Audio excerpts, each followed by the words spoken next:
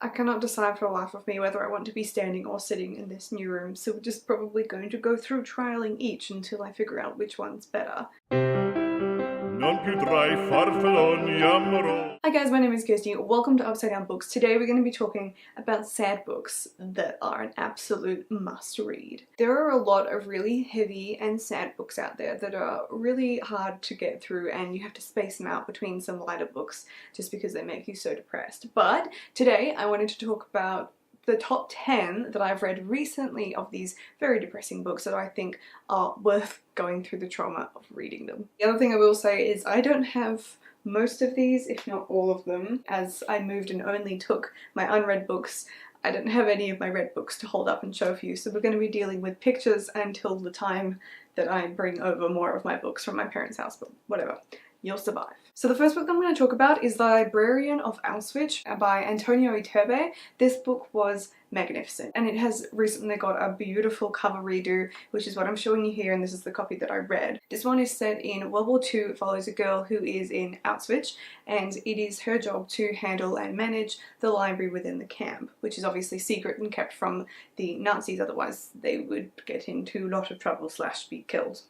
This book is obviously really sad. It has a very interesting pace to the book because of the way that it's written. It starts off more of a story that you sort of forget that is real, because this is based off a woman's real life events who survived the camp, the librarian of Auschwitz, and is done off interviews and talking with her. That's how the author has created this narrative. And then you get to about midway through this book and it just suddenly becomes a whole lot more serious and sad. A lot of mass murder going on within the camp, which is very heavy reading to take on. But I thought that this was 100% worth it because it was wonderful to read a book that you know is based off someone's true life experiences, which obviously doesn't happen very often, without such a complete record of that person's time in the camp, because so many of them didn't make it out, or it has been so long since the Holocaust now that not many of them have survived. As far as I know, the lady whose story this is inspired by is actually still alive today, so she's a very old and inspiring woman. But this book, if you like historical fiction, you should 100% be picking up, because it is right up there with The Boy in the Striped Pajamas and other things like that, except this one is true. The second book is also another one about the concentration camps in World War II, and that is The Boy Who Followed His Father into Auschwitz. This one is actually called The Stonecrusher in America, I have been told by a friend, I believe. So if you are American, then look for The Stonecrusher in the stores. I don't know why it's called The Stonecrusher, but I'm glad that you have a much more shorter and easier to say title than The Boy Who Followed His Father into Auschwitz. This was incredible because once again it is a true story, but this was just unbelievable because it is based off the diary of Gustav, which is the father, and he went into the camps with his son in the beginning of the war, and they were moved from camp to camp to camp to camp throughout the war, and they survived, and both of them came out at the end when liberation occurred. So this is something I have never heard of before. Someone surviving so long, I think it's about 6 years in the concentration camps, and coming out alive at the end of it. So this is a very emotional journey as we follow father and son who are together and separated and brush shoulders with death so many times. It is just unbelievable to read this and actually comprehend that this is a true story. So if you want something that is just mind-blowing, this is a great read to explore. The third book that I'm going to talk about is The Nightingale by Kristen Hanna. I have another Kristen Hanna book on this list as well because she's such a wonderful author that just destroys you throughout the book and then builds you back up again. The Nightingale is again set in World War II. I promise I will eventually talk about books that are not set in World War II. And this one is based around two sisters, and it is a dual perspective narrative. It is 100% fiction, and it's set in Paris, and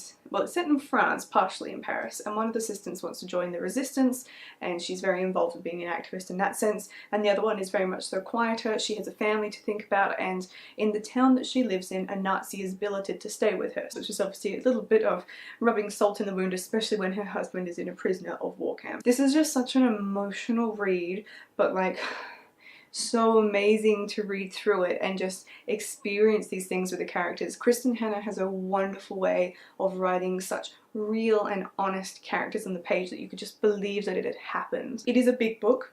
It is a fast read. I think a lot of people have read this one. This one is obviously quite popular and famous. I see it in all the bookstores, a lot of people talking about it. So if you haven't jumped on this hype train yet, then I would definitely recommend doing so. It honestly is such a rewarding read that I would recommend for any ages, going off when you would consider it to be appropriate to start reading about historical fiction. The next book is a contemporary. and that one is They Both Die at the End by Adam Silvera. A really quite sad book, but this has just got some amazing character growth in it.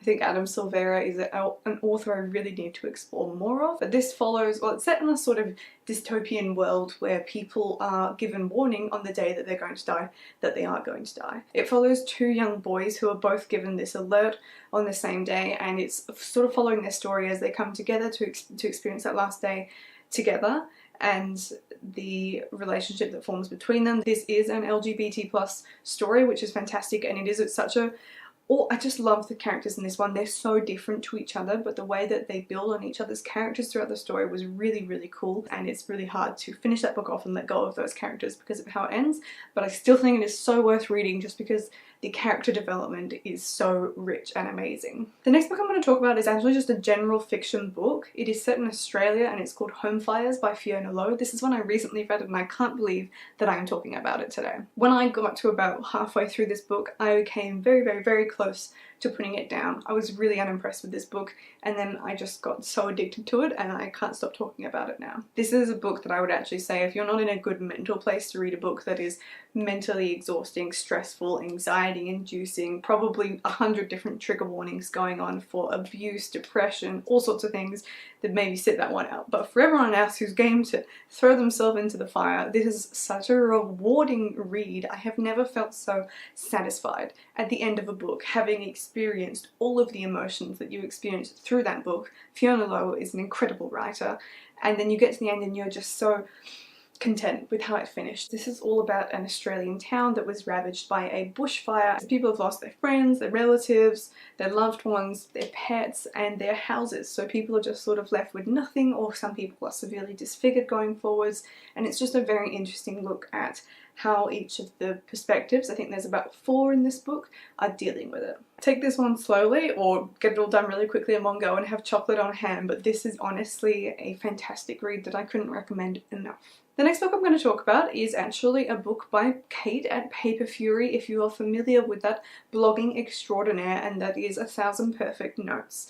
Now, this book is a real roller coaster of emotions. We're following quite some young main characters here, and the main character, Beck, is living in a household where he's forced to play piano and his mother is extremely abusive towards him and his younger sister. So we've got him sort of living in poverty. His mother doesn't really care about him at all. All she wants is for him to become a famous pianist, and then he meets this girl at school who is extremely positive and is sort of pulling him up from the real pit that he is stuck in. This is an addictive read that I kind of got maybe a third through and then just sat in one sitting and finished the remaining 2/3 because it was just unput downable. I would highly recommend reading this if you have not yet. It is so quick to read, it is so good, and it is, you just need to start reading Kate's books because they are incredible. The next book that I'm going to talk about is the graphic novel, and the only book that I actually have with me today, I believe, and that is Mouse by Art Spiegelman. This is a graphic novel. It is the complete collection of Mouse, but I've never seen it in its individual volumes. I've only ever seen it bound together.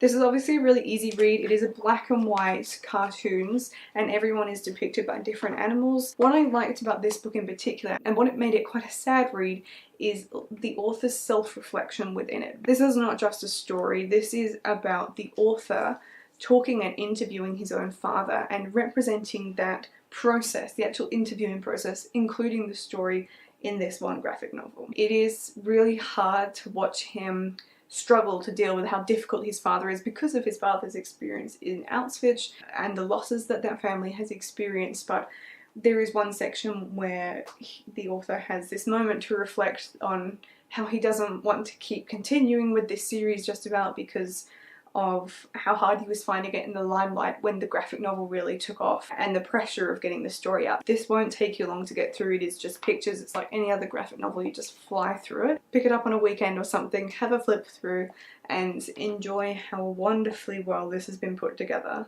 and then have a little cry at the end. The next book I'm going to talk about is the other Kristen Hanna book that's on my list, and that is The Great Alone. This one is a general fiction book again, so not quite historical fiction, but it is related to the main character having PTSD following, I think, the Vietnam War. And it's about the family relocating to Alaska and to like the outskirts of Alaska and how that did not go very well for them. It is fiction, but it is following the abuse that the mother and the daughter get from the father, who is just unable to cope with himself. And the thing that makes this book really hard to read is the fact that it just escalates. All the emotions and the intensity of it really escalate throughout the book, and it's very real. As I said, Kristen Hanna writes some very real characters. Again, it has a really wonderful ending, and I think it's got a beautiful character arc for our main character, the daughter, in it, and the way that she learns what to value in life, what's important, and how to let go of things that are no good for you in quite an extreme way. But this book is so worth the read, and I wish it had received as much acclaim as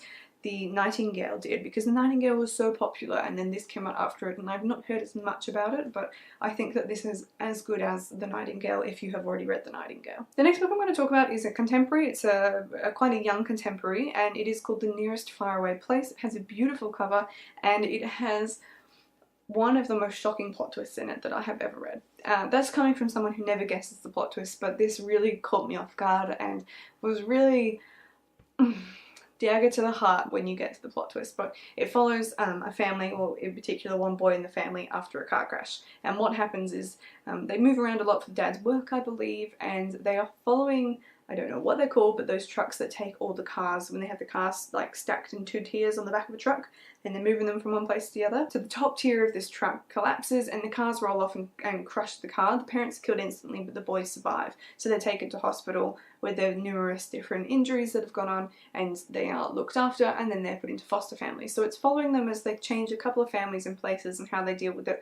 But I can't really talk much more about it without giving stuff away, but this book is just an emotional roller coaster that is so worth reading. This is right up there. Just prepare to feel everything. The last book that I'll be talking about is going back to World War II and going back to the camps, and that is The Red Ribbon by Lucy Someone. This book is a very interesting and different take on Holocaust stories. Because no one is given a label, the words Jew and Nazi are not used throughout the whole book, it kind of allows you to look at it in a much more relatable perspective and just from a different way. And I thought that this was a fantastic book with the sort of the value of friendship in it, because there are 2 girls that sort of go through this experience together, and they're quite young and they're learning when to push boundaries and when to step in and when to stay in line. And it's obviously quite sad to read because of the topics. It's not as sad as some of these other books, but you definitely get very emotionally attached and invested into these characters. I would highly recommend reading this book. It is such a small book as well. It's quite an easy read to do, and I just think it's a less depressing but still sad book to read